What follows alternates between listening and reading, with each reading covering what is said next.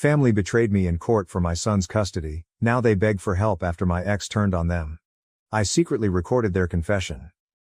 Hello, so this is going to be a little long because I need to include a lot of context for it to make sense. I, 33F, got divorced a few months ago, but it had been planned for over a year. I met my ex-husband James through friends when I was 25, and after 2 years of dating, we decided to live together and marry. His family was quite conservative and traditional, and they did not approve of live-in relationships, so we had to marry if we wanted to be together. I genuinely liked James, so I didn't mind marrying him. My parents supported our decision, so we married. Within a year of living together, I discovered that I was pregnant, and we were ecstatic. It seemed like our family was finally coming together and everything was falling into place. Unfortunately, after I revealed my pregnancy, my in-laws began pressing me to quit my career and focus on being a mother. It didn't help that my job was not very generous about maternity leave, and because I hadn't been there long, my leave would be especially brief. So at the time, I considered the advantages and cons and decided to leave my work. I didn't make this decision alone. James and his parents were convincing me it would be the greatest decision in the long term, so I just had to do it. James appeared assured and promised to take care of the family. I didn't have to worry about money.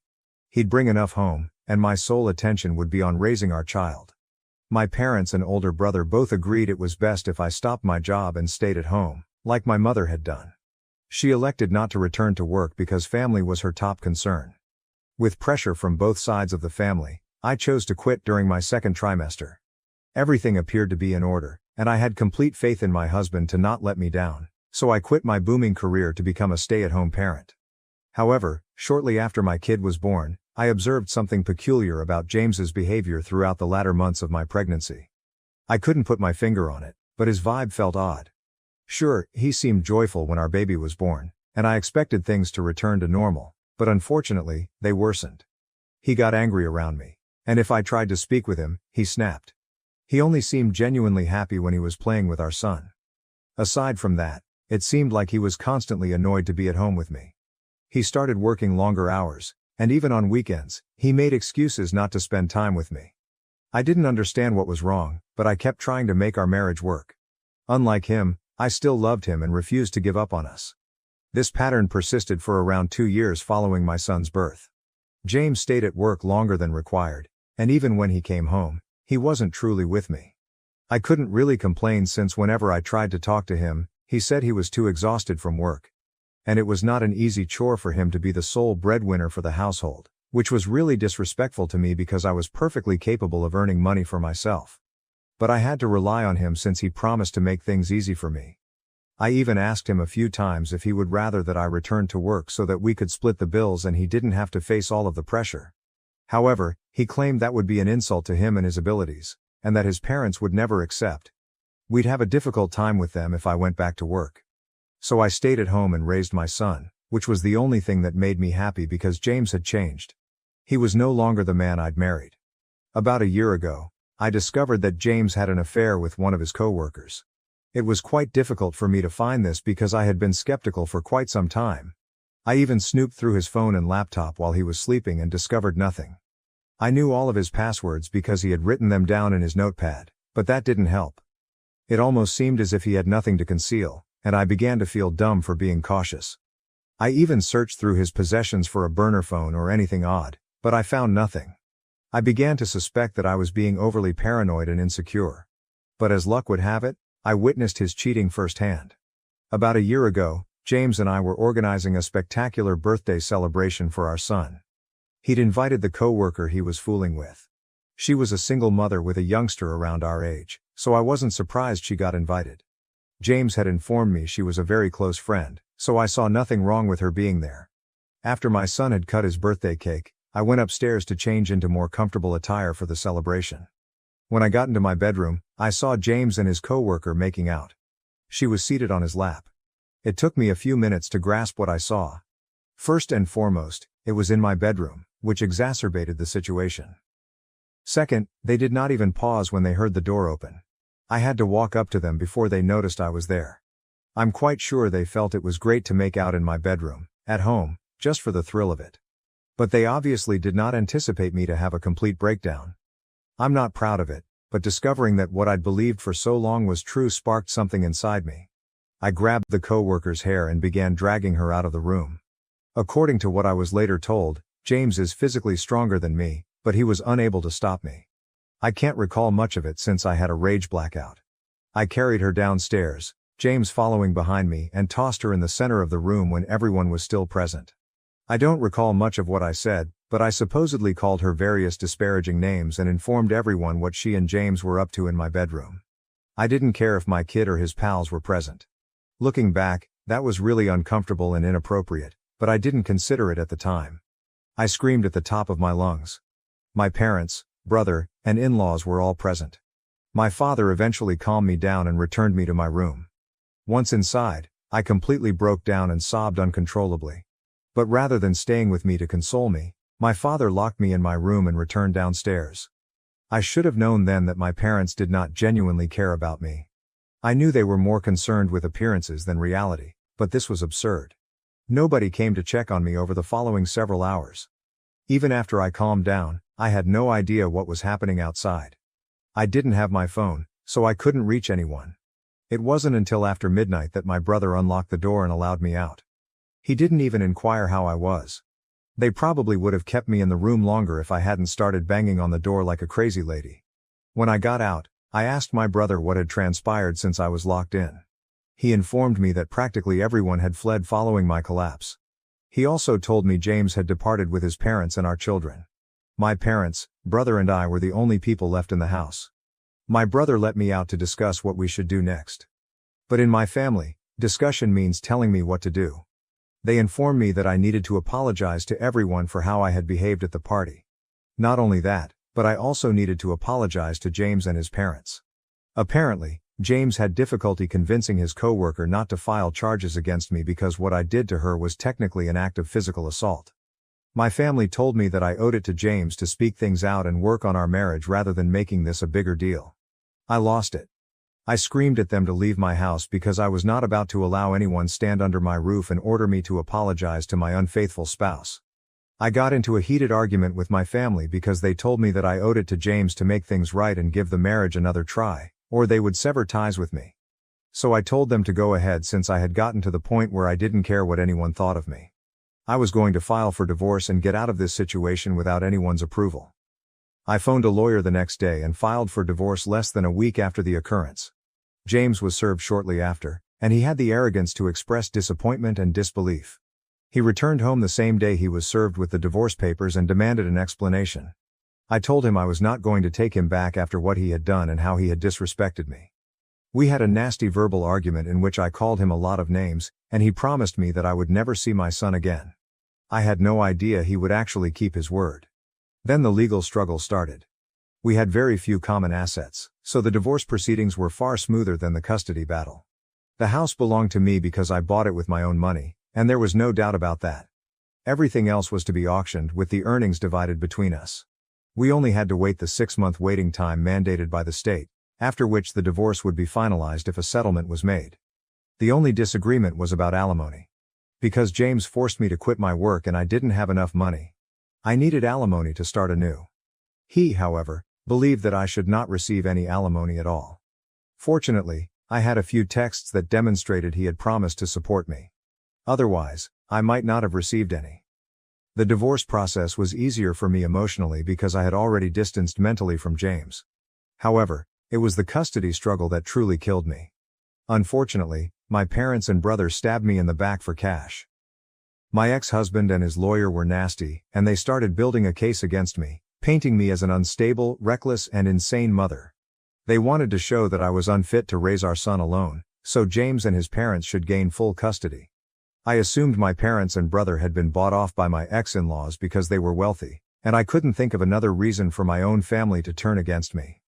I'm very sure my family warmed up to my in-laws from the start because of their money. James accused me of being a functioning alcoholic with serious rage issues. They made up situations in which I allegedly lost my temper and endangered my son, even though none of this had actually occurred. They needed to portray me as the villain. I expected some people to side with me, but all of my friends supported James, which I believe was owing to my breakdown at my son's birthday party. The worst betrayal, however, occurred when my parents and brother testified against me in court, stating I needed rehab and intense therapy before being permitted to see my son. They even suggested that James cheated because he was tired of coping with my unpredictable behavior. Despite a good fight with my counsel, I was unable to win custody of my son. The odds were stacked against me, and there was little I could do to prevent the inevitable. My lawyer and I worked hard to gather proof to prove I was a decent mother, but it all went to waste. The decision was revealed a few months ago, and it was the last time I saw my kid in person. I was granted supervised visiting privileges, but James never let me see him. It was pointless. My son is now 4 years old, and I'm constantly concerned that he'll forget me. According to a few relatives that remain on my side, my family continues to see my son. They routinely publish images with him, but I can't see him. James and my son live with my in-laws, and it appears that everyone but me gets to spend time with him. I cannot imagine something more heartbreaking. I've been living on memories of my son, thinking James was taking excellent care of him. I don't think I could have provided a comfortable life for him on my current pay, given I've only lately resumed working. I got a job at a friend's startup, but it doesn't pay well. Most of the employees are in their early 20s, working for experience and expecting to advance to better chances. Although I receive alimony, it is insufficient to maintain my previous lifestyle. I can't cut expenditures like a bachelor, but it's all I have right now. I had wanted to reapply for joint custody once my life was in order, but an unexpected chance presented itself a few weeks ago. My parents contacted me after months of silence to ask for assistance. It turned out that James was not the fantastic man they thought he was. My brother sent me an email requesting that I come over to their place since they had realized something crucial and wanted to come clean. They were tired of keeping secrets from me and wanted to be a part of my life again. I tried to ignore the email, but I couldn't quit thinking about how this might help me get my son back. So I went to their place that evening. I anticipated them to be living like kings after selling me out for money from my ex-in-laws. However, they were actually living in worse conditions than previously. My son, on the other hand, was overjoyed to see me, which added to an already wonderful evening. When I visited my family that day, they practically began pleading for forgiveness as soon as I walked in the door. Apparently, they recognized how severely they had messed up and there was no turning back, yet they still wanted me to forgive them. After the divorce, when my ex-in-laws and James were approached about the money they had been promised, James informed my family that it was no longer occurring. Apparently, they had just been told that they would be well compensated if they turned on me and testified in their favor. However, there was no written evidence to support it. If my relatives tried to go back and inform me about everything, James and his family would make sure they never saw my son again. So, for the protection of my son, they agreed to keep their mouths hidden, even though they had not been paid as promised. But things grew worse. They were not only pushed into testifying against me, but they were also treated as free babysitters. Every day, James would drop off our boy at my parents' house and they had to watch him while giving up their own time. It was really inconvenient because both my father and brother had jobs to attend to, and my mother couldn't handle all of the housework and caring for her grandchild on her own because she was getting older. So either my father or brother would have to work from home every day, which was growing increasingly tough for them, which is why they approached me to finally put an end to it. Apparently, they wanted to make a deal with me.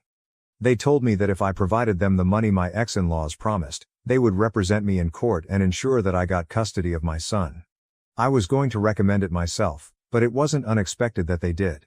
My family had always been materialistic, and this was especially true now that my father's business had failed and they were back to working for other people. Obviously, they would want money more than ever now because my father wanted to retire but didn't have enough saved because he had invested all of his money in the firm, which eventually failed. They claimed they could make up a tale about how they were forced and coerced into testifying against me so they wouldn't be charged with perjury while under oath. They were unaware that I no longer required their assistance.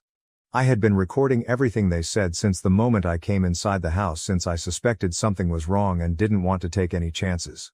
So I had already recorded everything. Nonetheless, I encouraged my family to give me screenshots if they had any to prove they had been used and lied to, and I promised to help them. Following that, I departed. I'd already seen my son, and I had more than enough evidence to seek custody again. So that's what I did the next day with my lawyer. This time, I was ready. The custody lawsuit is still ongoing, but one thing is certain. I will be able to prove that none of the accusations James made against me were accurate, and that my family had been lying about everything all along. I've already listened to the recording, which has greatly influenced my decision. James and his lawyer are literally rushing for evidence, while I take it all in and enjoy the show. This is what they made me go through the last time, and now I get to do it to them. It's karma at its best, and I couldn't be happier. The only thing that hasn't been ideal is that my family has said I used them, just like James did, and that I had no right to record them without their permission and use it against them. However, in my state, that is perfectly legal and acceptable in court. I had no idea what they were talking about until they told me I had broken their trust by recording them. Bold statements from those who broke my confidence by siding with my ex-husband in the custody dispute. They believed that what I did was wrong because what they had done was out of necessity. They needed the money. But I didn't need to screw them over and expose them to perjury. They stated they had already committed to assist me and testify against James and his family, so I didn't need to go behind their backs. They keep contacting me, and it's becoming increasingly difficult for me to ignore. So am I a jerk for going over my family's back and putting them in danger of being charged with perjury? Update 1. Hello everyone. The custody dispute is still ongoing, and James and his lawyer are working tirelessly to show that they have been speaking the truth. Of course, they might be charged, and since it is a criminal, they could face jail time. But it is not my business right now, and it should not have been at any time. I'm not sure why I was worried about my parents when they obviously weren't concerned about me when it was my turn. So it's basically tit for tat right now. The comments section made me realize how entitled my parents were. Anyway, I've terminated connections with them. They can all go wherever they choose. I want my son to be okay and with me. I've waited long enough for this, and I'm not going to allow my family's victimization of themselves to stop me. If they can sell me out for money, I don't think I need to be loyal to them. I am done now. Update 2. So the good news is that I've finally gotten custody of my son. I don't think I've ever been this happy in my life. The second good news is that my in-laws, James and my family, have been charged with perjury and they may face jail time. I'm sure they're regretting everything now, but I don't care since I got what I wanted. My son back, which was all I ever asked for. According to what I know, James is still attempting to fight it and avoid jail, but I don't think it will work. I've already applied for a restraining order against all of them because I've been receiving extremely frightening text messages, and I'm certain it's from these folks. Nobody else would want to hurt me, unless it was them. Things have been really busy and crazy over the last several weeks, but I'm finally learning to slow down. I badly want to spend more time with my son, therefore I chose to shorten my working hours. I've also considered selling my property and moving to a smaller apartment to save more money. I still have a lot of work to do. Repairing my relationship with my son will not be an easy process. Even though he is glad to be with me, he continues to inquire about his father and grandparents, and I am at a loss for words. He's told me a few things about them, such as how he spent the majority of his time with his grandparents and how his father and my in-laws were only available for a portion of the day. When I ask him how it was living with his grandparents, he makes a face and says it wasn't very good since everyone was continuously fighting. I completely get that. It sounds like they treated him poorly because they refused to accept responsibility. I can't comprehend why they'd treat a youngster that way, but I wouldn't put it past them. They are undoubtedly capable of making even a young child feel horrible about himself. But I don't have to worry about it anymore because he's with me. Update 3. Hello everyone. I can't believe I've returned here after nearly 5 years. My life is so different right now that it feels unreal. 5 years is a long time, and a lot has changed, the first being my son's age. We have a wonderful connection right now, and after many therapy sessions, he and I have finally become the mother and son we should have been from the start. He's growing into a wonderful man, and I'm confident he'll be nothing like his father. I simply know it in my heart. He's 9 years old and already a wonderful gentleman. I'm parenting him on my own, and I have full custody because James gave up and moved to Europe after getting out of jail. I cannot say I am surprised. He left with his co-worker, who he had been cheating on me with, and they are now married. I guess he merely replaced his biological son with another child. It's terrifying, but that's the type of person he is. My parents and my brother were released from jail after 6 months of good behavior. We haven't communicated, and they didn't try to contact me when they were freed, which I appreciate because I doubt I would have had much to say to them anyway. I have no news regarding my in-laws. I haven't heard from them in years, and that's for the best. I believe I am living a life now. God has blessed me with a solid job and a consistent salary. I'm still working at the company I started with, my friend's business, and it's doing pretty well. So life worked out beautifully for me and my son, and it was more than I could have hoped for. I am very appreciative of everything. Thank you for watching. If you haven't subscribed yet, please do so and hit the notification bell to stay updated with more shocking real-life stories happening around you.